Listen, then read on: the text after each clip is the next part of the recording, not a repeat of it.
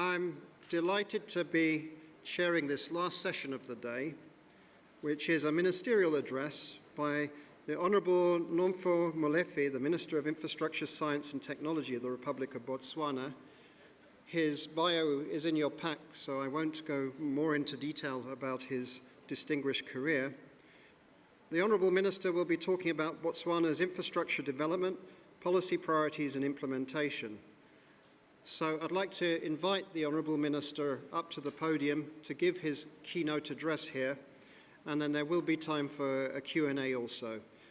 Just to remind everybody that this session also is on the record. It's not under the Chatham House rule. So everything the Honourable Minister says, you can report. So Honourable Minister, if I can invite you to come up here and take the podium and give your speech. Thank you very much.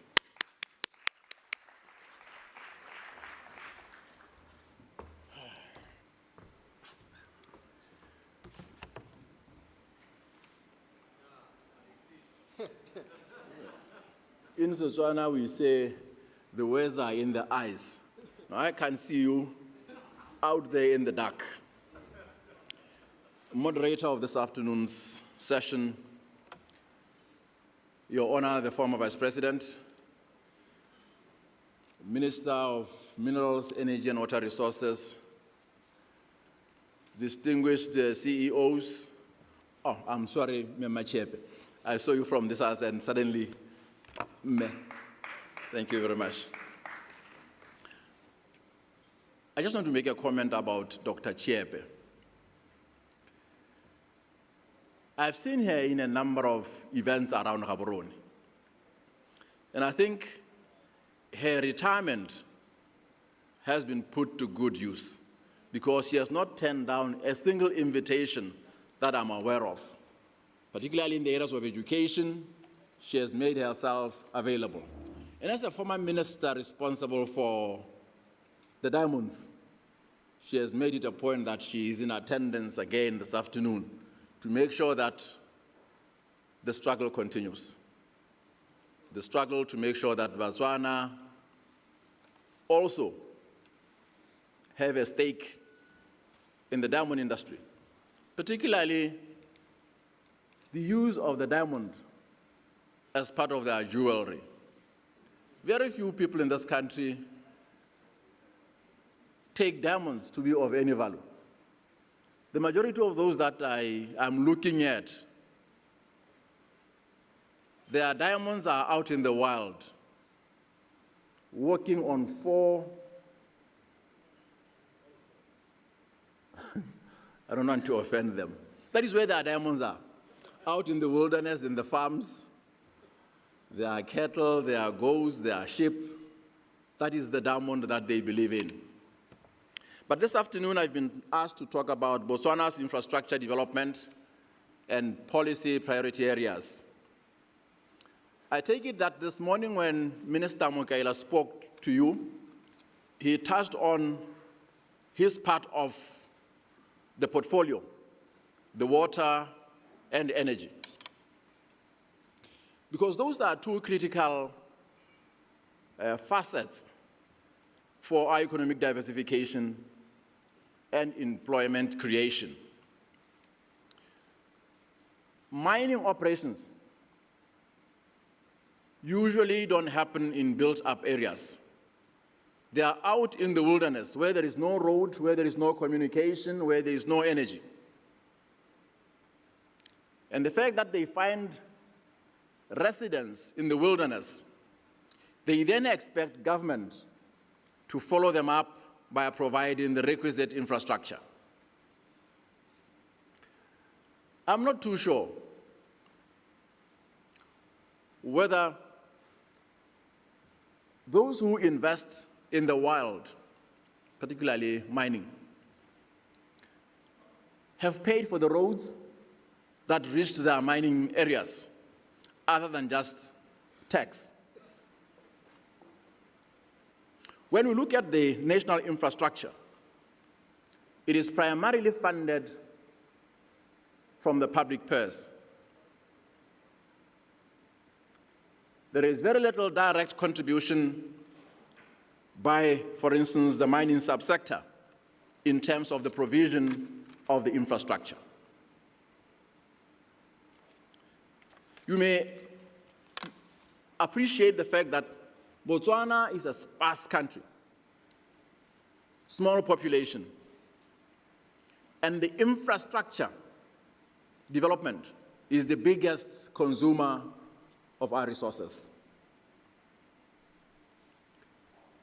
And the burden is exacerbated by the fact that Botswana are too cultural. You'll find a small community of people, 500 of them, in the middle of nowhere, demanding to be recognized as a village, as a settlement. And as soon as government does that, you then have to provide the rest of the social amenities: water, road, energy, education, health. This fragmented settlement development is on our limited resources, which resources are largely generated by mining, tourism, agriculture, and in particular beef. And therefore, we have a limited capacity of resources generated by ourselves in terms of Botswana as primary consumers, whether they are consumers of diamonds, consumers of beef, and the rest of the other products which we make in this country.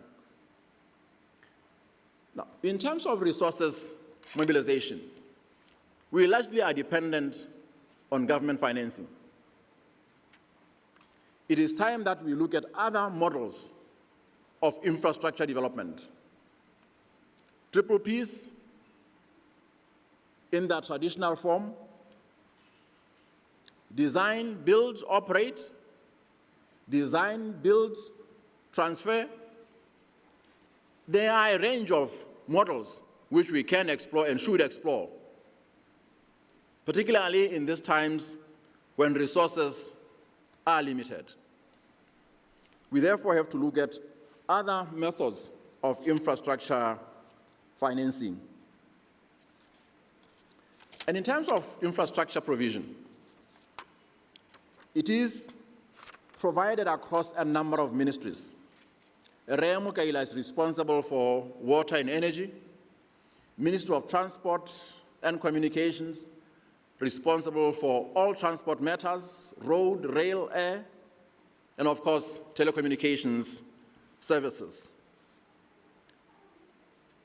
This fragmentation, of course, has been so allowed in order to minimize the load on one ministry if you were to take all infrastructure services or projects under one authority.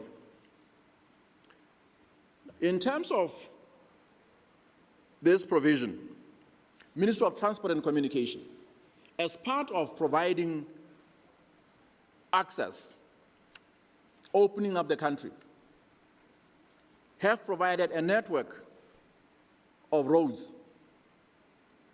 Of course, in Botswana, we are a transit route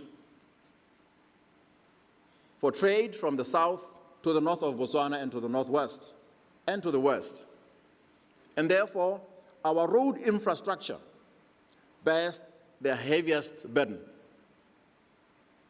Trucks from South Africa going to the north, DRC, Zambia, and traffic coming from those countries down south. And of course, in this country, we've not used toll gates for more revenue collection. We are solely dependent on government financing the road infrastructure development. Of course, the truckers pay some little money on entry as they transit through Botswana. But there is a bigger volume of truckers, domestic. For as long as their weights are within the accepted limits, they don't pay anything compared to their friends who transit through this country. We may have to consider putting up a little tariff so that even domestic transport contributes towards the road infrastructure. And of course, as part of our burden being a transit route, we currently are providing a bridge across the Zambezi. We were not able to secure funding for that bridge. We are paying our full cost, our contribution as a country. Zambia has had the opportunity to receive some loan from other countries and some grants from European Union members. That is the cost that we have to bear. And of course, we have the rail network, which is primarily linking the north and south, with spurs to Murupule and Silibe Pikwe, and one to Soa. But there's been talk of developing a Trans-Kalahari rail, primarily focusing on delivery of coal to a Namibian port. That project is also slow in coming because the investments are huge. But in terms of domestic rail provision, there is very little happening because the bulk of cargo is transported by trucks. We have also provided air transport facilitation. We have tourism hubs in the northwest, Kasane and Maung. We have started construction of a new airport in Kasane, and we'll be commencing with a new terminal building in the Kasane terminal building has commenced, and we are planning to commence the construction of a new terminal building in Maung. The runways of the two airports have been extended. This is part of the national infrastructure provision, creating access to across the country. And of course, telecommunication services. A few years ago, government invested in undersea cables in the west and the east, and of course, satellite communications. Having established these 3 points for telecom provision, we went further to invest in national fiber network distribution. And we believe that these provisions will go a long way in facilitating business and investment. When that mine,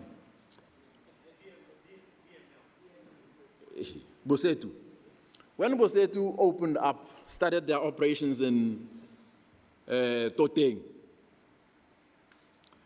we had never, as part of our long-term strategy, before I get there are businesses who are holding prospecting licenses. And because we are not able to predict their investment schedule, we are unable to, ahead of time, provide the requisite infrastructure in those places. So Bosetu started their operations. There's a river just east of the Toteng village. The bridge was never meant for heavy-duty trucks. It was meant for domestic village-type vehicles. Soon after they started their operations, the bridge showed signs of stress. We told them, we don't have the money. Invest in the bridge, which will carry the capacity of your operations. We will then consider reimbursing you in the future when we have resources. Now, in terms of this particular subsector called mining, people will have prospecting licenses for many, many years before they start operations. And as soon as they find the resources to invest in the operation, they want infrastructure the next day. I think we need to work together in determining the investment schedule so that some of the investments are not frustrated by the absence of infrastructure. Some of the operations which out there, Bosetu, Koimakau, Tata. Now, we may find that we have stalled their opportunities and prospects because the requisite infrastructure is not available. For instance, energy, roads. It is therefore important that as we develop and explore opportunities for investment, we should be able to work together with government in terms of how to schedule infrastructure development so that by the time the investment takes off, at least the minimum infrastructure that can facilitate such operations is available. And I believe that with the Ministry of Minerals, Energy and Water Resources, we should be able to buffer the current challenges as we plan for future operations. And of course, in developing national infrastructure, we need to provide the requisite environment through regulation, instruments which can assist to stabilize the prospective investments. And we have thus far worked on some of the infrastructure regulations which we believe are necessary. We have started this year with the registration of engineers, all types of engineers. Engineering as a profession, telecoms, mining, everyone. We've gone further to develop instruments for registration of architects. In fact, we have commenced registration of architects 1st of November this year. And we'll be commencing with the registration of quantity surveyors. This is part of capacity building in terms of infrastructure development and planning. And of course, in the telecoms industry, we have also developed regulatory framework through Botswana Communications Regulatory Authority. And we'll continue to populate the regulatory space with the creation of new regulatory authorities, be they for water, be they for electricity. Because with resources becoming limited, with the experience from Murupule B, we need to tighten our arrangements for regulation and resources provision. Now, what has been our challenge, or what are our challenges in terms of infrastructure development? The challenges that we have, for instance, relate to capacity constraints. Earlier on, the discussions was about education, the type of skills needed in the infrastructure development arena. And these, of course, are engineers, and the engineers are registered, they have associations, but the capacity to implement certain projects requires certain experiences. And it is this experience that we have to continually build and support. And we need to capacitate our industries and our subsectors so as to develop the right quality of projects. Skills shortages. Skills shortage is one of the areas where we need to do more. Primarily because most of our young people are not inclined to vocational education. In my constituency, we had expected government to build a College of Applied Arts and Technology. But we were later told that we can't proceed with the project because the enrollment at the existing vocational education centers and technical colleges is below 50% on the range of technical programs. And therefore, government withheld the project. We therefore have to motivate, provide certain incentives for young people to pursue certain skills which are necessary to drive economic diversification. And of course, that again relates to project implementation. We are also faced with poor project implementation. And we believe that we are now going to hold every single professional involved in any project to account. The registration of these professionals has put in place measures to ensure that certain liabilities are visited upon those who would cause negligent project implementation. We therefore believe that that area has to be dealt with to ensure that people are held accountable. And of course, the other problem that we face, rising costs of construction. Materials, some of which are not locally available, are imported at a great price. I don't know what it would cost if, for instance, we were to one day declare Botswana a duty-free country and import from where the cheapest products are available. Of course, these are issues around customs union. There will be a lot of politics to it. But that is a subject of another time. But these costs, in some instances, are quite prohibitive, and we need to look at alternatives. And of course, as we develop, projects are also becoming a little more complex, and therefore their implementation requires a certain measure of skills, which skills we could import, and parallel to that, develop our own skills. I'd earlier on spoken about exploring other methods of project financing, which I believe we should be able to explore so that we don't put a heavy burden on the fiscus. We are likely, maybe next year, to go into a deficit.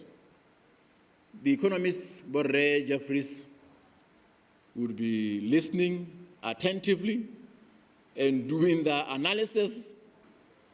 And of course, we may have to be listening to them. But I'm saying we may have to look at other prospects or opportunities for project financing. And I believe that in terms of our infrastructure development, we have made modest strides given the history of this country, because as a country, we do not have a history of industrialization. When the British left us here in 1966, there was basically no infrastructure. And we have slowly but surely and progressively moved to provide the modest capacities which we currently have made available. And of course, these projects come at a higher cost of maintenance, which maintenance should not be left behind. And finally, one of our areas of focus is on land servicing, so that we don't wait until too late when investors arrive and tell them to wait for another year or two when we are still looking for provision of resources for infrastructure development in their places of choice. And that is why at the last parliament sitting, or parliament meeting, Botswana approved the special economic zones. It is too early in the day to say much about them, but we are actively working on providing the requisite policy framework, infrastructure, in some of the areas which have been selected, be they tourism areas in Kasane, around the dams in the north, around other mining hubs. So these are new prospects which we shall pursue as we move forward. Thank you very much.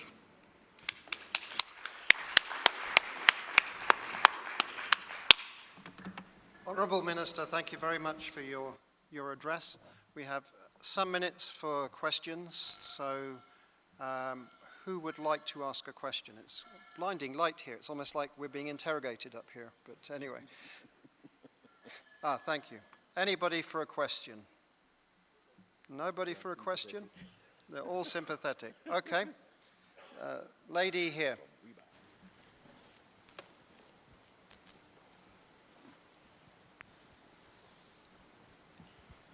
Thank you, Molefhi, for the lovely presentation. My name is Tumimba Kanyi from the Women in Business Association.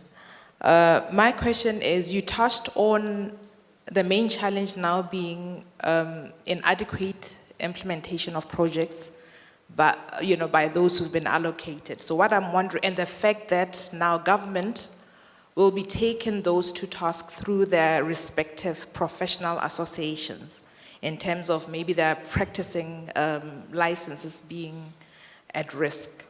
But I'm sitting here wondering that we all know that in the construction industry, most of the players aren't really technically trained. They don't have the technical training, and that's the situation that it is in Botswana. What measures or what systems are in place to ensure that even those ones stand more to lose? Because we both know that when you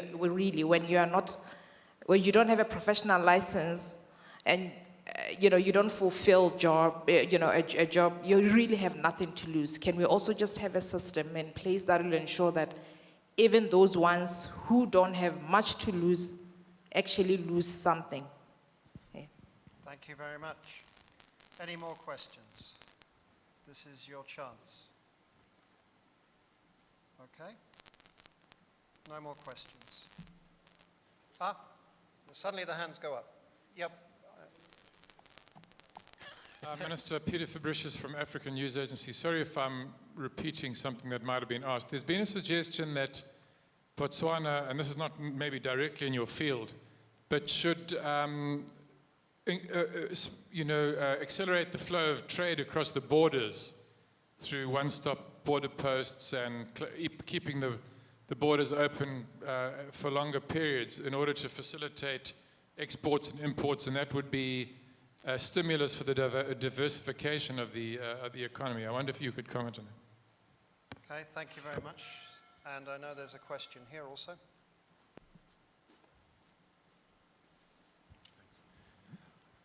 Ross Harvey, South African Institute of International Affairs. Honourable Minister, thank you for the time, and because I was pressed to ask a question, I may have missed it. I know there was brief reference to the Trans-Kalahari Railway line. I just wanted to get some clarity over whether that project has now in fact been shelved or whether it's in a different iteration, and how government is thinking about infrastructure provision, especially regarding Botswana's coal potential. Okay. I think we've got three. No? Richard Morgan wants to ask a question? Oh, it's been asked. There you go, Minister. 3 questions. Oh, no. 4th question. Good Please, afternoon. tell us who you are. Neil Breslin from JFPI Corporation. Mr. Minister, if you had to define your biggest challenge to attract private investment from abroad, what would it be? Private investment? Yeah, private investment. Foreign private investment. Private investment. Your biggest single challenge. Well, that's appropriate moment to have you answer the questions. Minister.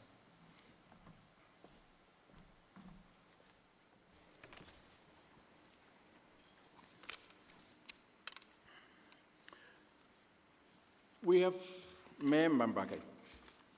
engaged the professional registration councils to be careful not to kill business and stop or stall project implementation. We've assisted them by providing resources. Currently, they are funded by government, principally just to do the work of registration. This morning, I had a meeting with the Architects Council, because in the Act, there is provision for other subsectors, not really subsectors, but lower level professional, but those at the lower levels, the technologists and the draftsmen, believe that the law has put them at a disadvantage because it now only recognizes the authority of the architect in terms of submission of building plans to local authorities for consideration. And we engaged the Architects' Council to try and explain the processes by which the participation of the technologists and the draftsmen would be accommodated within the implementation of the law and the architecture profession. Therefore, we will continue to engage these professional councils to ensure that no one is left outside. Those who will remain outside will be those who would have failed even after their assistance has been provided. And of course, if they are employed, it could be up to their employer to facilitate training. The Ministry of Education has started a program by which they want to retool the young people. And this covers a range of subject areas. And I believe that those who will require assistance, whether to upgrade their skills in order to get the right licenses, they should be facilitated to pursue that.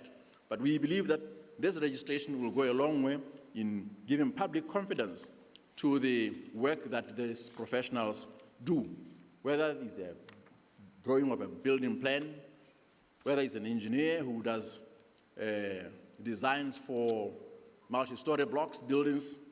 That should give us peace of mind that at least the right persons have been engaged to do those projects. And of course, that will come along with the appropriate level penalties and liabilities for such works. We are in discussion with neighboring countries about the one-stop border post for the Kazungula Bridge, for instance, the one in the south, Namibia, in Mamuno. All of these discussions have been ongoing, and we believe that the implementation of this project will go a long way in facilitating trade, though Botswana largely is a transit route. That will continue, and we hope that we will find agreement, a common ground with our neighboring countries. And of course, that means a little more money from government by way of salaries for the provision of a 24-hour service. Trans-Kalahari Rail. The appropriate man to answer that one, Remo Kaila. Because when I was at transport, he took over the project. But we have an office opened in Namibia to coordinate the project implementation of the Trans-Kalahari. The feasibility. Governments have been inclined to believe that if a feasibility is done and put on the table, the implementation of the project could happen much faster than we give up the project to private sector and say, you do your feasibility and determine at your time whether the project is viable or not. And I believe that at some point, we should be able to see expression of interest. Ramogail. So, no, go ahead, because this is your project. I haven't been attending those meetings. Can we get a microphone down to the front here? Let me just finish with the first question and he'll take the third. The Ministry of Finance and Development Planning is coordinating all efforts on foreign investment, foreign direct investment in terms of infrastructure financing. Therefore, they are the ministry port of call on such inquiries, and therefore they would be able to guide us to review any presentation that is brought to the table, its appropriateness and its affordability, because ultimately the question of affordability is important in terms of repayment of the monies taken for infrastructure development. Thank you. Minister. Thank you, Molefhi. Molefhi is also the acting Minister of Minerals, Energy and Water Resources when I'm not there. and I haven't been there, so you should have just answered it. But with the Trans-Kalahari, as you know, with the commodity prices softening to the level they have, especially coal, coal is at the lowest in many years. And the rail line was premised on just coal. We did further studies to look at the potential of it being a multi-commodity line rather than just being coal. So we've decided together with Namibia, and we are meeting on the, I think it's the 8th of December, to now put it together to see what will happen. But the feasibility study will go ahead because we need to know exactly what it will take. We see it as a complete private sector investment. Governments will try to facilitate from ensuring that the environment is right, legislation is right, but we expect the private sector to pick it up and run with it. So now, for now, until the feasibility is done, it's just a wait and see game. And we are hoping that the prices of things will go up and it will become more viable. Because the last time we were looking at it, it was around $16 billion. And that's hefty. Thank you very much. I want to thank, is this a burning question?